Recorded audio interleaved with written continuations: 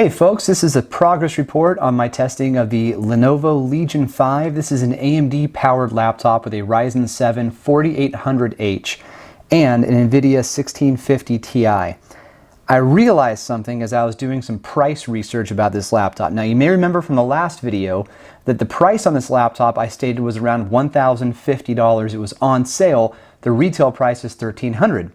It turns out I was wrong. That is the price point, the discounted price and the MSRP of $1,300 of the highest spec available on Lenovo's website, which is only 8 gigabytes of RAM. So you still get the Ryzen 7 4800H, the NVIDIA 1650 Ti, but only 8 gigs of RAM. Now this is user upgradable, but this particular model that I am testing has 16 gigs of RAM.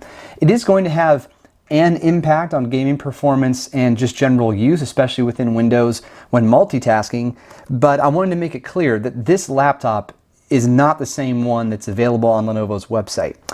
I don't know why they don't have the 16 gig model on the website. I'm looking at it right now just thinking like, what's going on? This is so bizarre, but that's the reality. So let's talk about what we have, what we're dealing with here, and we'll go from there. So first of all, 15.6 inches, as you may have seen from the tour that I gave, a ton of ports on the rear as well as on the sides, a really cool design. It is not flawless as far as designs go. This is an inexpensive laptop. Now, of course, I don't know how this one's going to land on Lenovo's website when it's finally up there. If ever, 16 gigs of RAM, I'd imagine $1,400, something like that.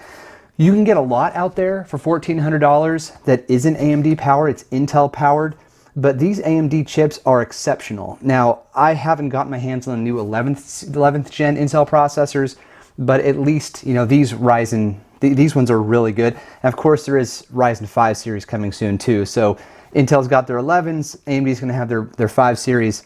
We're gonna go back and forth. It's like the good old days back in the early 2000s when AMD was really kicking butt with their 64s. Okay, here's something I don't love about the design of this laptop. It's something I think Lenovo can avoid, although I'm not an engineer. Along the hinge, there's a sheet of plastic that they use, I imagine, to protect the laptop during shipping. Now, I should actually open up the box and show you what it looks like. It's very well secured in there. Lenovo does an excellent job of protecting their laptops. Something I can't say for Acer, but anyhow, because of the way that the plastic is applied and the shape of the hinge itself, which is completely round, it's sort of difficult to get that plastic off. Now, I've done videos about this in the past. Oh my gosh, it's bugging me so much right now. And people have pointed out in the comments, which I appreciate, that they like that I covered that. So something to think about. It's a little bit difficult, but you know, you can get it off. It's just not going to be like a razor blade or something where you take it out of the box and you're like, whoa, this thing was definitely $2,000, you know, or even the lower end, like razor blade stealth. You pay $1,100 for razor blade stealth and it's not going to have that kind of plastic on it. So anyway, something to keep in mind. Now, the design itself is mostly made out of ABS plastic. I don't think this lid is aluminum, and if it is, it's some kind of composite. In fact, I'm going to say it is plastic, but that remains to be seen. One thing I do love about the hinge is that the display can rotate all the way flat, and you might be thinking, when the heck would I ever need this?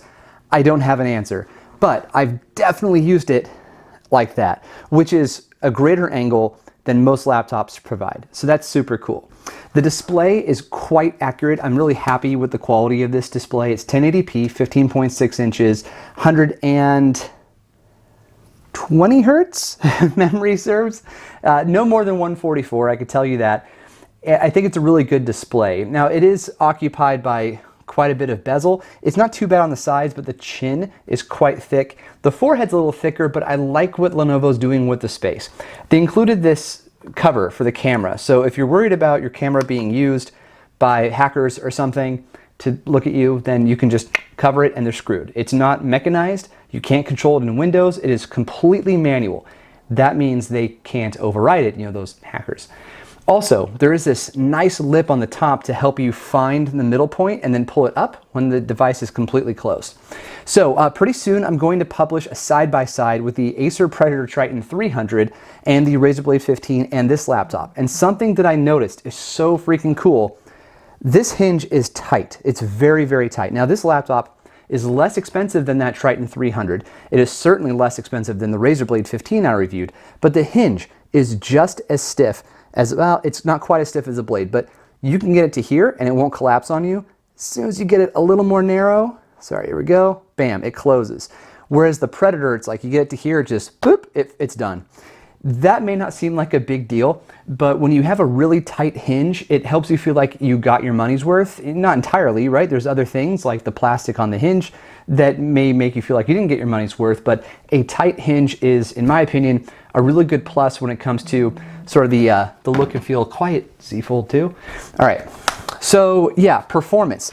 Time Spy score of 4,095 using this device. For reference, the Blade 15, the newer one, with a 2070 Max-Q Super, 7,319, and that Predator Triton 300, 6,782 with a full RTX 2060. So this is a lower performing device, but it's also less expensive, but it has that really awesome Ryzen processor that I need to stress test for you guys. For reference, running Witcher 3 at 1080p using NVIDIA GeForce Experience settings, which was a mix of high, ultra, and medium, this landed at 43 frames per second, and it was pretty consistent. I have a side-by-side video that I'll be publishing in the near future. So, in short, I think Lenovo continues their streak of delivering really nice Legion laptops, really good gaming laptops that have a completely different design from anything else out there. I would say industry-leading value is a good way to put it. Not expensive, not a cheap product.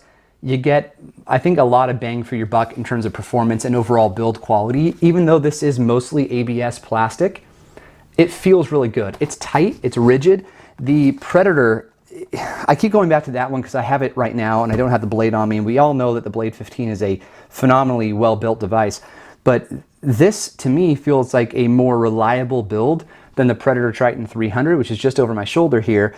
And yeah, you're paying more for that, but it has better performance because it has a tighter GPU. But keep this in mind, you can get a Lenovo Legion 5i with up to a RTX 2060, and it's gonna feel pretty similar to this, except it does have an aluminum lid. Okay, that's the progress report. I'll have a full review up eventually, hopefully soon. I got a lot of stuff to review for you guys, so be patient, I appreciate it. And let me know what you think. Appreciate the likes and the subs, all that happy stuff. And don't forget to go to the gww.com to learn more about what we do at Geeks Worldwide. Thanks a lot.